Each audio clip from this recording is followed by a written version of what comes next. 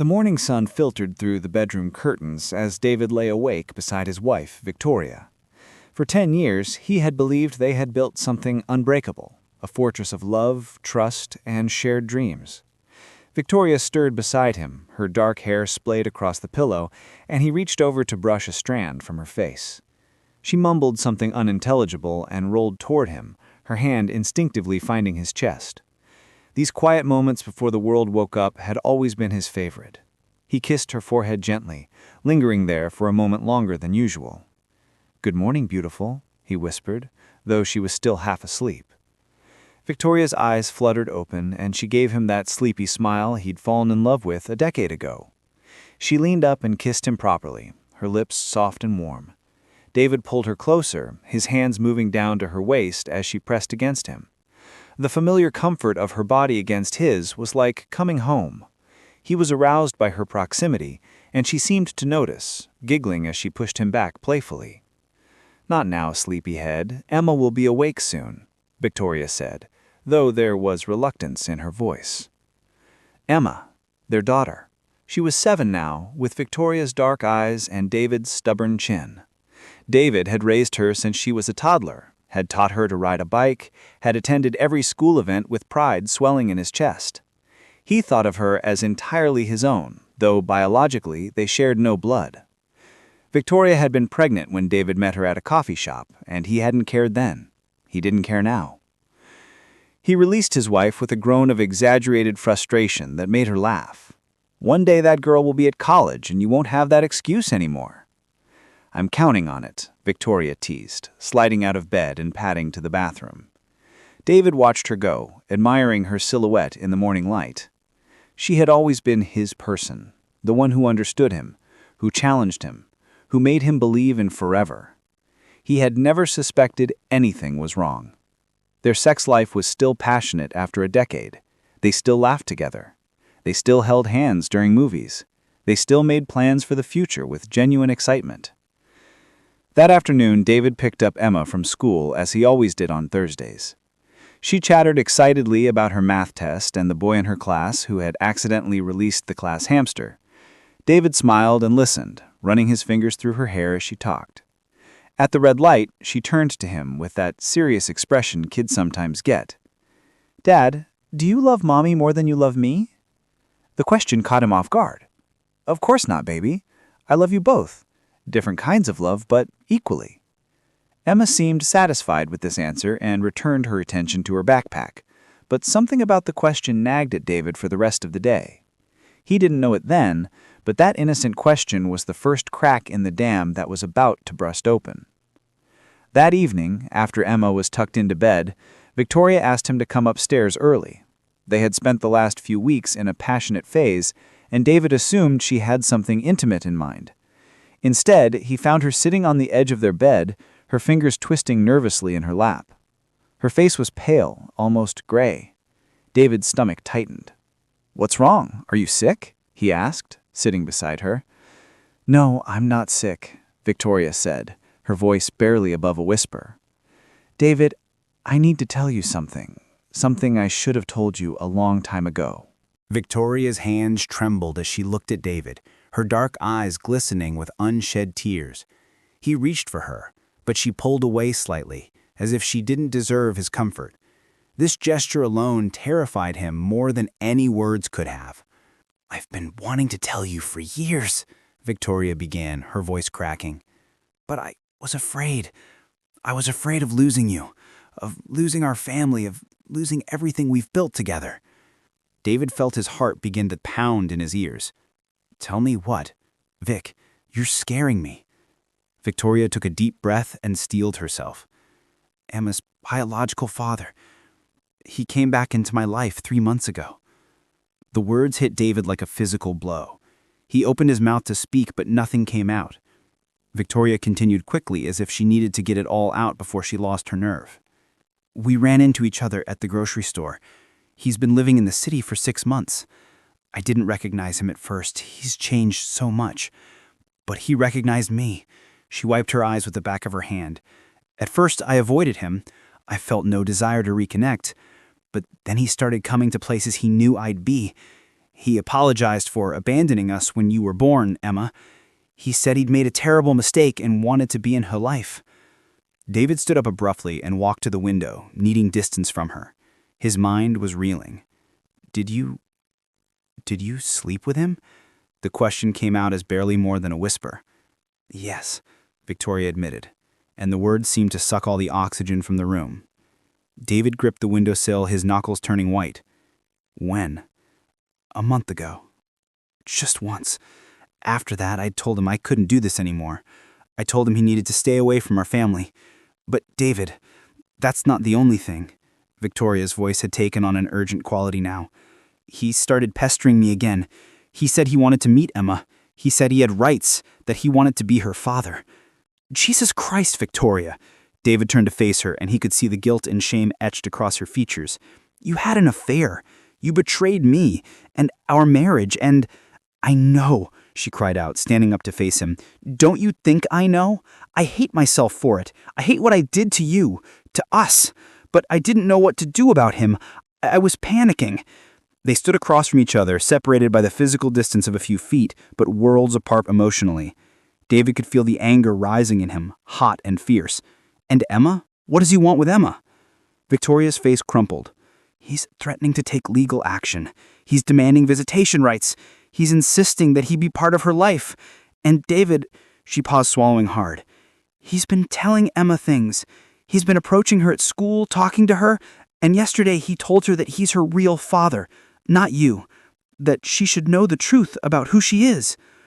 The world tilted. David felt dizzy. Emma knew? Had known and hadn't said anything to him? He thought back to her question in the car, "Do you love Mommy more than you love me?"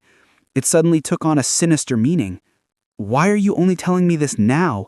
David asked, his voice hollow. "Because I finally felt strong enough to stand up to him. I got a lawyer. I'm filing a restraining order. But the damage has already been done. Emma's confused and hurt. And Victoria's voice broke entirely. "I don't know how to fix this." David sank back onto the bed, the anger draining from him, replaced by a deep, aching numbness. He thought of his daughter, he insisted to himself, trying to process this betrayal.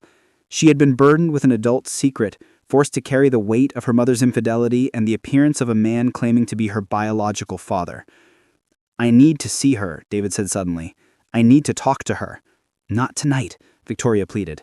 "She's sleeping. Let her sleep. She's been having nightmares ever since she found out. She's been so upset, so confused. While you," David said bitterly, "have been having intimate relations with the man who abandoned you both?" Victoria flinched as if it struck her. "I know I have no right to ask for forgiveness. I know I broke something fundamental between us, but I'm asking you, begging you, to help me fix this, not for me, but for Emma." That night, David did not sleep. He lay in the guest bedroom staring at the ceiling, trying to reconcile the woman he thought he knew with the stranger who had confessed to sleeping with another man. He thought about all the times Victoria had told him he loved him, all the intimate moments they'd shared, and wondered if any of it had been real, or if it had all been built on a foundation of lies. In the morning, he would need to face his daughter and somehow explain that the world he knew had shifted on its axis. But that night, he simply lay in the darkness, grieving. David sat outside Emma's bedroom door for nearly an hour before he found the courage to go in. He could hear her breathing, the occasional sigh that came with restless sleep. When he finally opened the door, she stirred, her small form bundled under her favorite princess blanket. "Dad?" she murmured, sitting up. Her hair was messy, her face still soft with sleep, and for a moment, David felt overwhelming tenderness for her. Then she flinched, as if afraid he might reject her. "Hey, baby," David said softly, sitting on the edge of her bed. "Can we talk?" Emma's eyes filled with tears before he'd even said anything of substance. "I'm sorry," she whispered. "I'm sorry about my real dad. Mommy said I shouldn't tell you he was talking to me." The words cut deeper than any physical wound. "Your real dad." As if David were somehow less real, less legitimate because he hadn't contributed his DNA to her existence. As if the thousands of nights he'd stayed up with her when she was sick, the homework he'd helped her with, the bedtime stories and the scraped knees he'd bandaged, and the pride he'd felt at every accomplishment, as if all of that counted for nothing. "Emma, look at me," David said gently. She raised her eyes to meet his, and he could see the fear and confusion swimming in her dark depths. I am your real dad. Do you understand that? Biology doesn't determine family. Love does. And I love you more than anything in this world. But Mom said, Emma started, but David cut her off. Your mom made some mistakes, David said carefully, trying to frame this in a way a 7-year-old could understand while being honest. Adult mistakes. She was confused and scared, and she should have handled things differently. But that doesn't change anything about you and me, okay? You are my daughter. You will always be my daughter. Emma threw her arms around him and David held her, feeling her small body shake with sobs. He rubbed her back and made soothing sounds, all while his own heart was breaking. Over her head, he could see a drawing on her wall, the 4 of them as a family, all smiling. He wondered if she would want to destroy it, or if she would look at it differently now with all of this new knowledge weighing on her. That afternoon, Victoria tried to bridge the gap between them. She came into the living room where David was helping Emma with homework, and she tentatively sat down across from them. I've been thinking a lot, Victoria said carefully, about what I need to do to rebuild your trust in me, David. David didn't look up from the math problem Emma was working on. Have you? Yes. I've terminated contact with him completely. I've filed the restraining order, and my lawyer says it should be approved within 2 weeks. I'm going to therapy. I want us to go to couples counseling. That's a start, David said coldly. He still hadn't looked at her. That night, after Emma was asleep, Victoria approached him in the kitchen. He was making tea ostensibly to help him sleep, though he doubted anything would help him sleep ever again.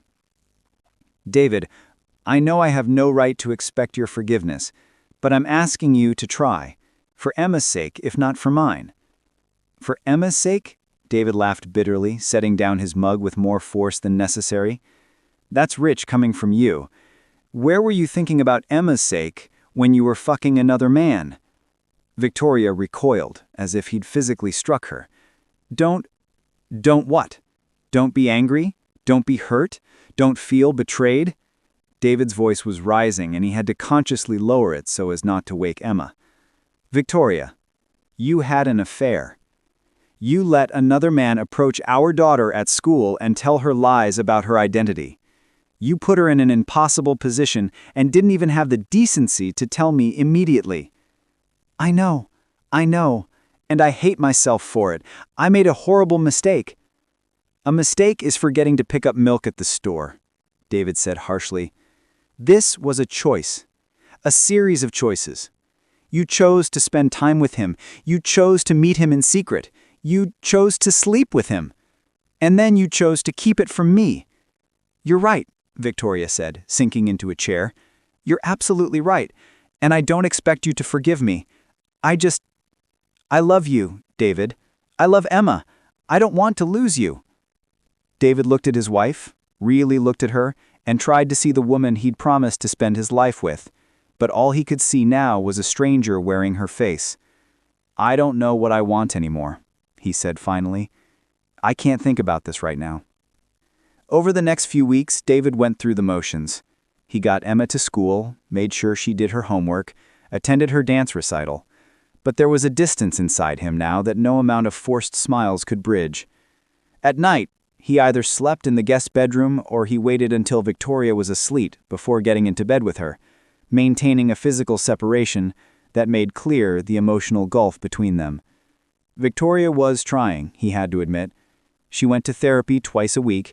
She attended couples counseling with David, though those sessions were excruciating. Sitting in a therapist's office while her wife detailed the ways in which she had betrayed him, while a stranger offered platitudes about communication and rebuilding trust. One night, about 3 weeks after the initial confession, Victoria's phone buzzed with a text message. She was in the shower, and the phone had been left on the nightstand.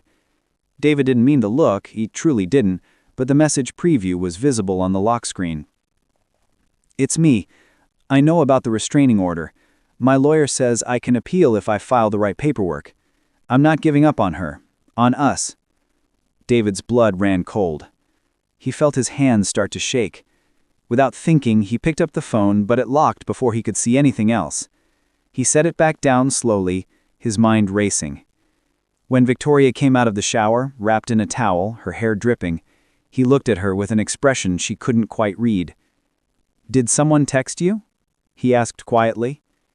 Victoria went very still. "What?" "Did someone text you?" he repeated, his voice harder now. "Yes," Victoria admitted, her face paling. "It was him. David, I promise I didn't respond. My lawyer said to just ignore any contact, so that's what I'm doing." "So he's still trying to contact you, and you've been keeping that from me?" "I didn't want to upset you. I didn't want you to think that anything was happening between us because nothing is. I swear to you." David turned away from her. He couldn't look at her. He couldn't bear to wonder if she was telling the truth or if she'd fallen back into his arms the moment David had turned his back. The house had become a place of tension and unspoken words. David moved through it like a ghost, present in body but absent in every other way. He and Victoria hadn't made love since the confession, and he found he had no desire to. When she reached for him in bed, he would create some excuse. He was too tired, his back was hurting, he wasn't feeling well. The truth was far more complicated. The thought of touching her, of feeling her skin against his, made his stomach turn. Emma seemed to sense the shift in the household dynamic. She became clingy, particularly with David, refusing to go to school some mornings without him dropping her off and picking her up personally. At night, she would crawl into bed between her parents, sleeping fitfully, crying out in her sleep. The biological father, whose name was Gregory, had backed off after the restraining order was put in place, but the damage was done. One evening, David came home to find Victoria sitting in the dark living room, a glass of wine in her hand, her eyes red and swollen. She'd clearly been crying for some time. "We need to talk," she said, her voice hollow. David's first thought was that Gregory had contacted her again, or that the legal situation had worsened. But Victoria's next words devastated him in an entirely different way. "I think I'm in love with him," she whispered. David felt as though the floor had disappeared beneath him. "What?" "When he first came back, I thought it was just, I don't know, nostalgia, curiosity. But over these past few weeks, even though I've been trying to push him away, I realized that I never got over him. I thought I had, that I'd moved on with you, but he was always there in the back of my mind. And now that he's here, all those feelings have come rushing back." "So you're saying what, exactly?" David asked, his voice strangely calm despite the tempest inside him. "That you want to leave me? That you want to leave our daughter?" "No, God, no. I don't want to lose you. I don't want to lose Emma. But I'm not sure I can stay in this marriage while he's out there, when part of me is still—" She trailed off, unable to finish the sentence. "When part of you is still what? Still wanting him? Still thinking about him? Still fantasizing about running away with him?" David's voice was rising now. "Victoria, we have a daughter. Our daughter, not just yours, mine. Emma is mine." "And she would still be your daughter," Victoria said softly. "That wouldn't change." "Wouldn't it?" David laughed bitterly. "I think it would. I think if you left me for him, if you tried to build a new family with him, Emma would feel the betrayal even more acutely than she already does." Victoria sank back into her chair, her face crumpling. "I don't know what to do. I don't know how to feel. Part of me loves you, David. Part of me loves our life.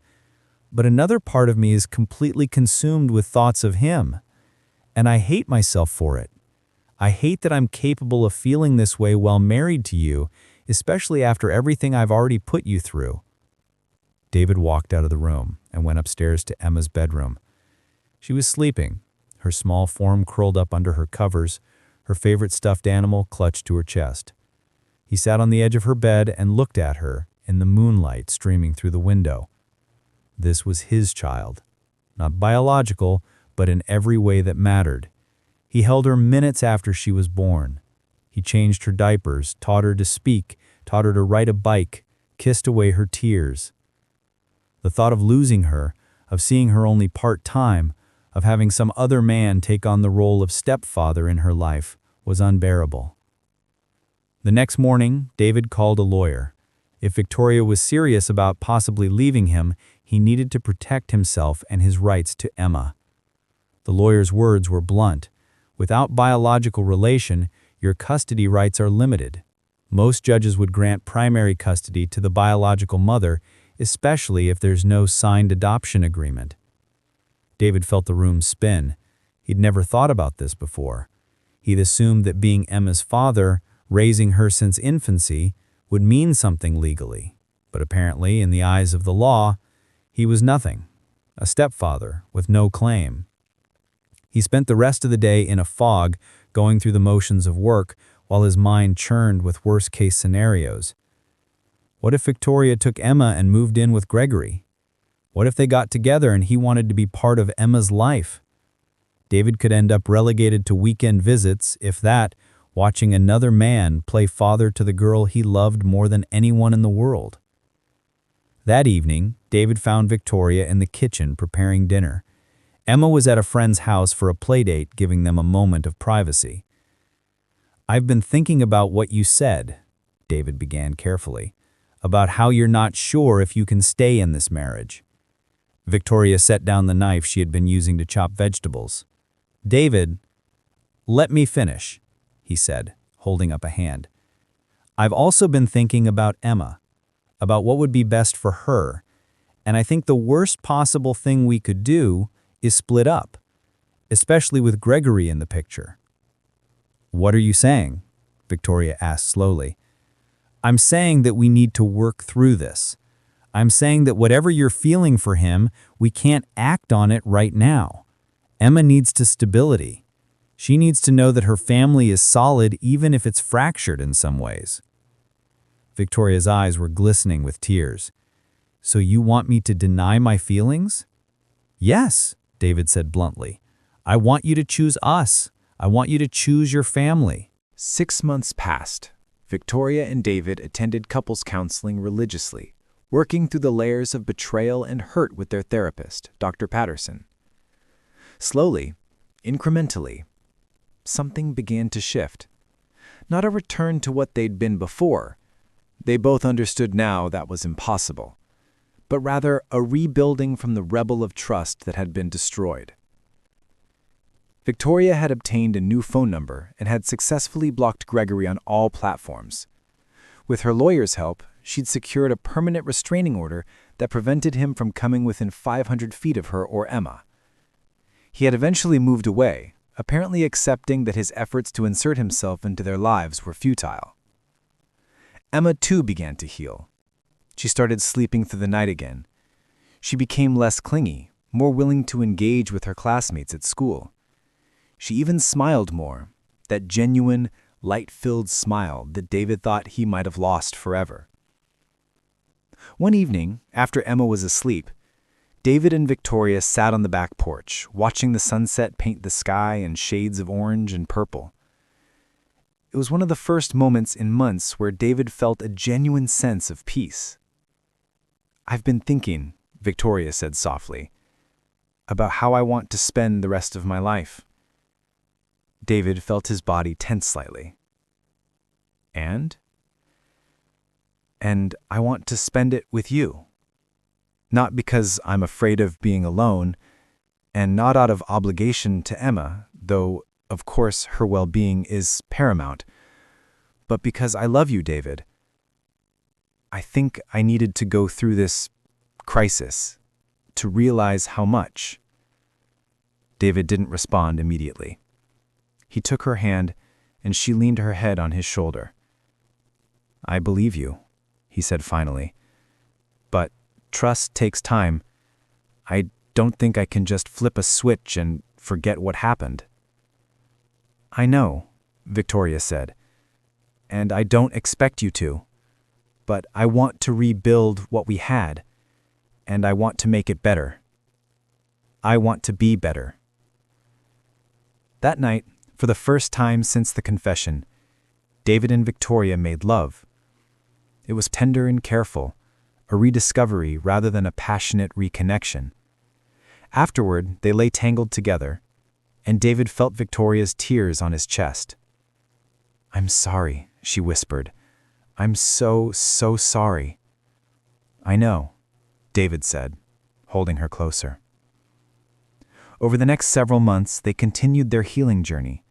Victoria became more transparent about her daily life, sharing her phone with David and not taking offense when he occasionally checked her messages. David slowly began to trust her again, though part of him knew that the absolute, unquestioning faith he'd once had in her would never be fully restored. A year after the initial confession, David and Victoria renewed their wedding vows. It was a small ceremony, just close family and friends, and Emma stood beside them in a flower girl dress, beaming with a joy that seemed uncomplicated and pure. As David slipped the ring back onto Victoria's finger, he caught his daughter's eye and she grinned at him. Later that night, after Emma was asleep and the house was quiet, David found Victoria in his study. She was wearing a silky negligee, her dark hair falling in waves down her back. She moved toward him with purpose, and for the first time, David didn't feel a sense of dread or hesitation. He felt desire. Victoria straddled him in the chair, her hands in his hair, and kissed him deeply. "I love you," she said between kisses. "I love you so much." "I love you too," David replied, and he meant it, even though their love had been tested and scarred. They made love again, this time with a hunger that spoke to months of abstinence and careful rebuilding. It was passionate and real, a physical manifestation of their commitment to stay together, to fight for their marriage, and to create something new from the ashes of what had been broken. Afterward, as they lay in bed, Victoria turned to David. "Do you think we can ever go back to the way we were?" "No," David said honestly. "I don't think we can, but I think we can be something better. We've been tested and we're still here. That has to count for something." Victoria nodded against his chest, and they fell asleep intertwined, their breathing synchronized, their heartbeats gradually synchronizing as well. 3 years later, Emma, now 10 years old, was doing remarkably well. She had a therapist she saw monthly who helped her process the strange season of her childhood when everything felt uncertain. But she had also grown into a confident, compassionate young girl who understood, in an age-appropriate way, that families were complex and that love wasn't always simple. David and Victoria's marriage had evolved into something neither of them could have predicted. They were more communicative, more intentional about their relationship. They had learned that marriage wasn't about maintaining a perfect illusion, but about doing the work to build something real and resilient. One evening, as David tucked Emma into bed, he asked him a question that would have once broken his heart. "Do you ever think about Gregory?" David considered the question carefully. "Sometimes," he admitted. "Not because I'm angry anymore, but because he's part of your story. He's part of who you are." "But you're my real dad, right?" Emma asked, seeking confirmation one more time. "I'm your real dad," David confirmed, kissing her forehead. Emma smiled and closed her eyes, seemingly satisfied with this truth that had taken them all 3 years to fully believe.